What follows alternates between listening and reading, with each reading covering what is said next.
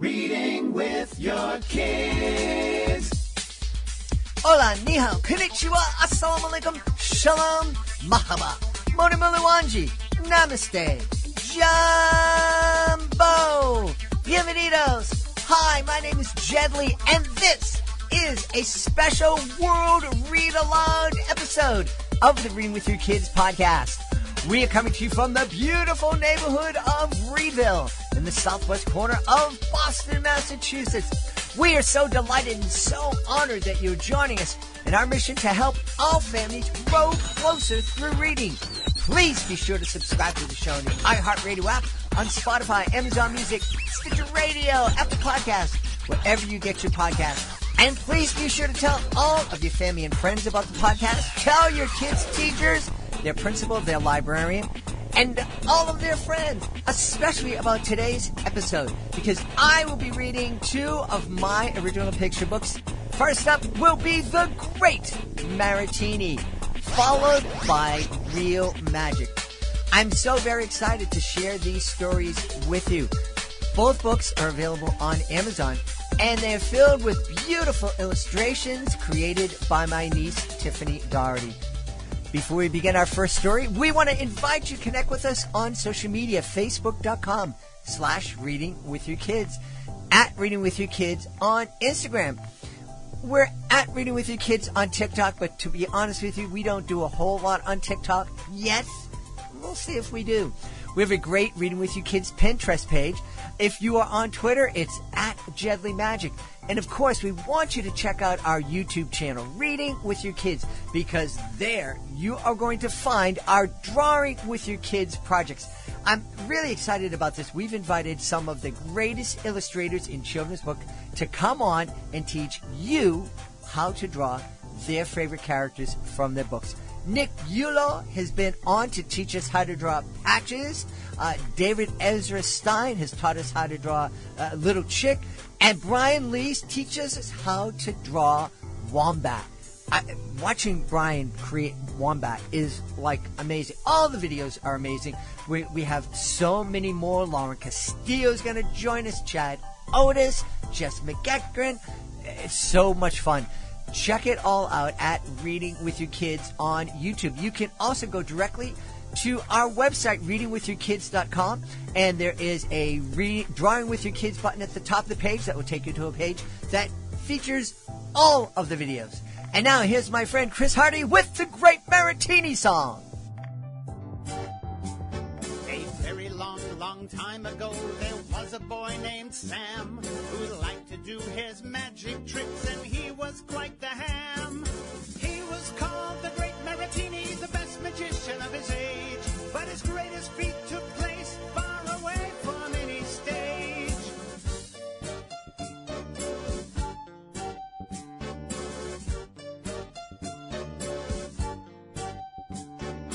Every trick Sam tried to do would somehow come out wrong, but Sam just kept on going, and that's what made him strong. He was called the Great Maritini, the best magician of his age, but his greatest feat took place far away from any stage.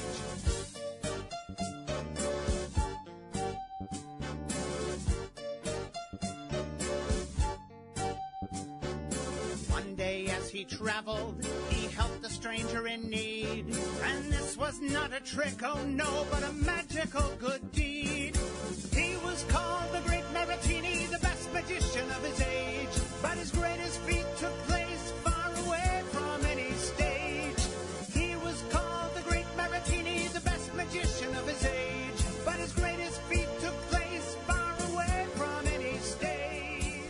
This book is dedicated to Betty Doherty, a beautiful woman who taught so many to love. This is the story of a magician who lived hundreds and hundreds and hundreds and hundreds of years ago. His name was Sam. Well, that's what his family and friends called him. He had a stage name. Throughout all of the land, he was known as the Great Maritini. Sam would begin his shows in the most dramatic fashion. His assistant would silence the crowd and make an announcement. Ladies and gentlemen, boys and girls, children of all flavors, introducing the Great Maritini. On hearing his name, Sam would run out of the wings and leap to the center of the stage and shout, "Ta-da!" Unfortunately, he was often overexcited, and when he tried to leap, he would accidentally fall off the stage and land on the people in the audience. For that reason, Sam's assistant would always try to seat fans with extra padding in the front rows. The Great Maritini was known for doing many amazing feats of magic. Well, he was famous for trying many amazing feats of magic. He once tried to pull a rabbit out of a hat, but somehow he got things mixed up and pulled a hat out of a rabbit. The rabbit was not amused. And do you know that trick where the magician cuts a person in half? Sam was able to do the first part of that trick perfectly. He never quite got the hang of putting the person back together. The trick he was most famous for was being able to take paper and tear it up and transform it into beautiful silk. And that was a big deal because hundreds and hundreds and hundreds and hundreds of years ago, silk was very, very valuable. Sam's assistant would bring out beautiful colored pieces of paper. Sam would take the paper, hold it high over his head. He would tear it again and again and again. After the paper was torn into little pieces, Sam would place the papers inside a pan, hold the pan over his head, smile, and say the magic words, "I am the Great Maritini." At that, the Great Maritini would open the pan, lift the silk out of the pan, and wave it across the stage. As he did, it would get bigger and bigger and bigger, and the audience would applaud enthusiastically. Before the applause ended, Sam would return to the front of the stage, careful not to fall back onto the fans with extra padding, and take a bow. After the show, it would be time for him to move on to the next town. But because the Great Maritini lived hundreds and hundreds and hundreds and hundreds of years ago, he couldn't drive or take a plane or a train. He would have to walk. And when he walked with a great swagger. It was on a journey from one town to another, with no crowds around to applaud, that the Great Maritini performed his greatest transformation of all. While he was walking down a long, lonely road, he looked ahead, and in the distance he saw what looked like a clump. He kept his eye on the clump. As he moved closer to the town, he noticed that people were stepping over the clump. Some of those people acted as if the clump wasn't even there. Others seemed to notice the clump, but would move away from it quickly. As he entered the town, he was horrified to discover that he hadn't been looking at a clump. He had been looking at a human being, someone who had been robbed and beaten and left to suffer. The Great Maritini's heart was filled with compassion and caring, and it was at that moment he performed the greatest transformation of all.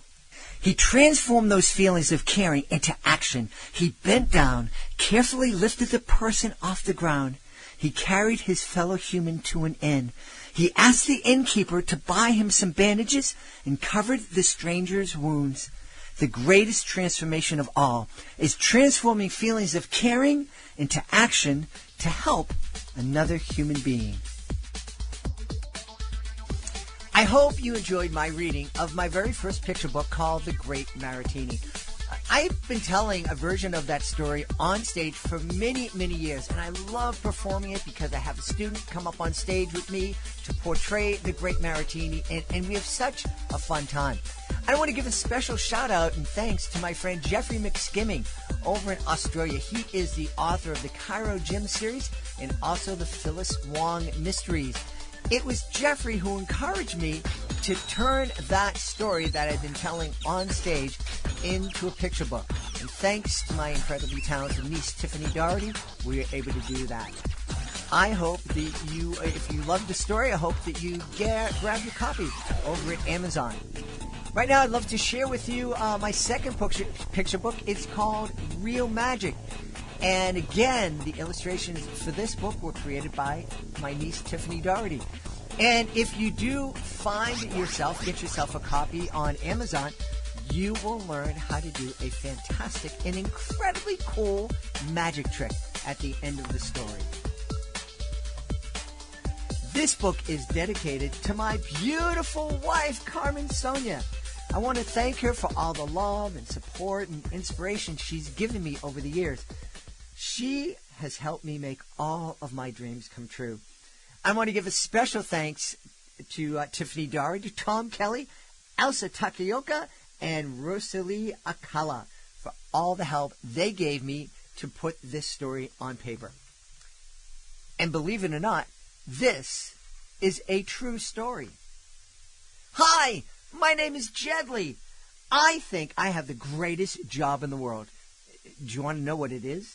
I can do magic, and I make kids smile with my amazing magic tricks. Sometimes kids ask me if magic is real. I always tell them a magician never reveals the secrets to his tricks and illusions. And then I tell them that magic is real. I tell them that every one of us can make it happen. Real magic comes from simple things. It happens when we do our best to make somebody else feel good. It happens when we make someone feel welcome. It happens when we greet someone from another country and we use their own language. Hola, that's how you say hi in Spanish. Ni hao, that's Mandarin Chinese. Bonjour, that's French. And Ow, that's how my dog Augie says hello in Beagle. I tell kids that real magic happens when we choose to make someone feel loved. Real magic happens when we choose to share our smile. Do you know that your smile is a gift? There is something amazing when people come together and share smiles. When they make somebody feel welcome, well, that's real magic. Many kids ask me that question just before my magic show. To make it easier for them to understand, I tell them to watch, listen, and learn with an open heart. Then they tell me that they are excited for the show to begin. Welcome to the show. That's what I say at the beginning of every performance. I would like to start with my famous flag trick, but I need somebody very special to help me. I see a girl with beautiful brown eyes. Hi, my name is Jedlie. What's your name? But the girl doesn't answer, so I try another way. Maybe you don't speak English. That's okay. Let me try it in Spanish. ¿Cómo se llama? The girl is still silent. I don't speak any more languages. Are you nervous? I understand because I get nervous too when I'm in front of a big audience like this. But all these people are so friendly. I look out to the audience and I ask, could you help my friend feel welcome, please? Can we give her a big round of applause? The audience is happy to help. They clap. They cheer. It's a wonderful and welcoming sound. Suddenly, the little girl smiles. Her beautiful brown eyes light up and shine with excitement. Me llamo es Maria.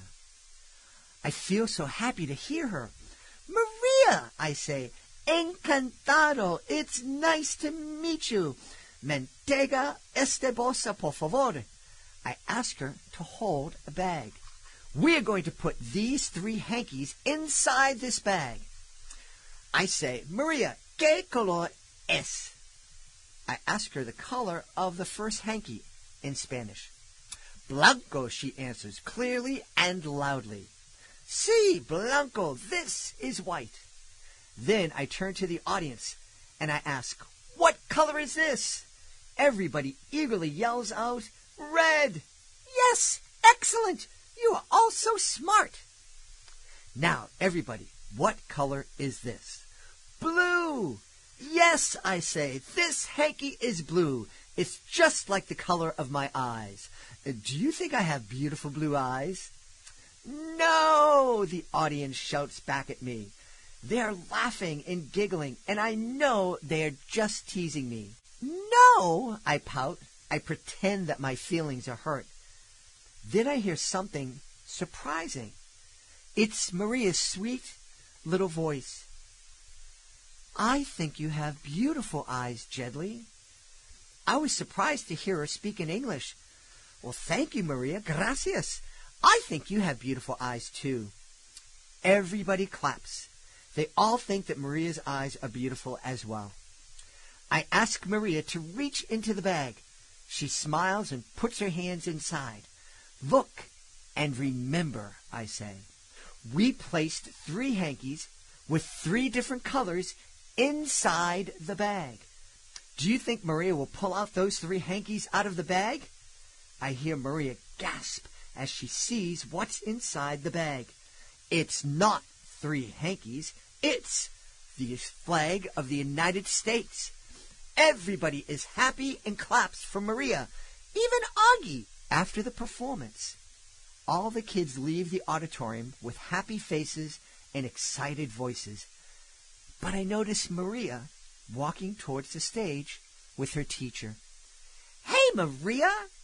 Maria is smiling, but her teacher is crying. Why are you crying? I ask. Jedlie, the teacher says, you probably have no idea. Maria has autism. She's been in our school for 2 years. During that time, she hasn't said one word in any language. How did you make her speak? I didn't make Maria speak, I say. Maria decided to let us know that she could speak because all of you made her feel welcome. You made her feel part of your school community. Maria's teacher smiles at me, and I smile back. After all, when we help somebody feel loved, we help them do incredible, magical things. Imagine how wonderful life can be. Life can be magical if you choose to make everyone you meet feel respected, cared for, included, and loved. And that's the secret. That is real magic. Please be sure to join us for the next episode of the Reading with Your Kids podcast. Our guest will be Jane Smith. She'll be here to celebrate Naked But Bust Out. It's her really, really fun picture book. You are going to love it. You're going to love Jane. She is so much fun. Want to thank the folks who made today's show so wonderful. Of course, I want to thank my amazing illustrator, Tiffany Doherty. I want to thank my beautiful wife for all the support and love that she's given me over the years. I want to thank my mom, who inspired the Great Maritini. I want to thank my team, Fatima Khan, Rory Grady, Jordan Saley, Stephanie Davila, Will Cheever, Cassandra Masonnet, Sabrina Wu. And of course, I want to thank you. Thank you for spending this World Read Aloud Day with us here at the Reading with Your Kids podcast. But thank you even more because you make every day World Read Aloud Day. You make the world a more beautiful place every time you read with your kids. And kids, because I hope kids listen to the podcast and the read alouds, I would love it if you could ask your folks every day to read your story. And if you're able to read aloud yourself, why don't you invite them to lie down next to you and you read them a book. I'll be looking for you all in the next edition of the Reading with Your Kids podcast.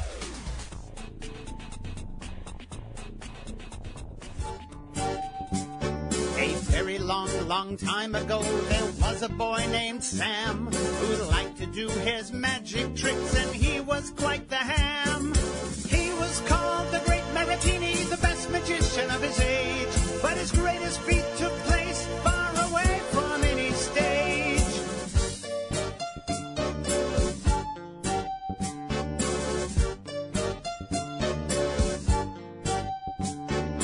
Every trick Sam tried to do would somehow come out wrong, but Sam just kept on going, and that's what made him strong. He was called the Great Maritini, the best magician of his age, but his greatest feat took place far away from any stage.